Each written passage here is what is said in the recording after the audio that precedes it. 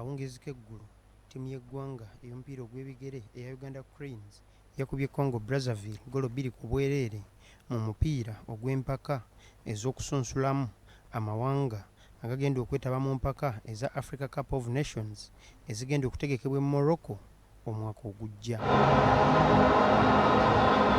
Omupiira guno gwazanyiddwa ku kisaawe ekya Mandela National Stadium e Namboole era golo za Uganda Cranes zaateebeddwa Abdul Aziz Kayondo ne Jude Semugabi.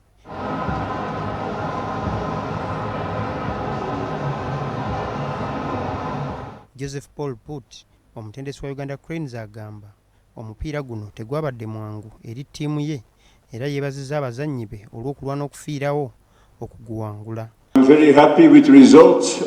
I think we are on a good track. I'm also happy with the result in South Africa because I think you play a big team, a very good team, and if you can play away, unfortunately we didn't get the 3 points, but still 1 point. So with 4 out of 6, I think we are on the right track.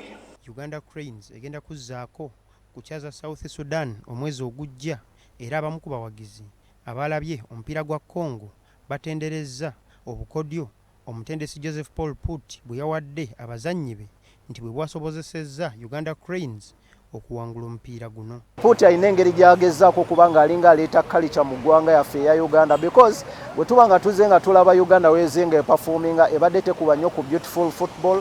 Twasooka ne tulaba omupiira omulungi ng'etuzannya South Africa era ng'olaba ne forward yaffe egezaako kubanga ekwatagana. Uganda kati ye ttiimu eyogerekako. Uganda yafuuse ekintu ekyokulabirako naddala. Twali twabulwayo ekisaawe ekitubeererawo kye banaatumanyirako naye kati twafuna ekisaawe ekituufu kye tusobola okusambirako omupiira kisobola okukyalizaako amawanga n'amawanga amalala gatalina bisaawe ne gasobola okujja okuba nga gapangisa ekisaawe ekyaffe ne bajja ne basambirawo kyali kyabula nga Uganda temanyikibbwa. Omupiira omulala ogw'ekibinjakka oguzanyiddwa olwaleero South Africa erumbye South Sudan n'egikubira omwayo golo 3-2. South Sudan have equalised.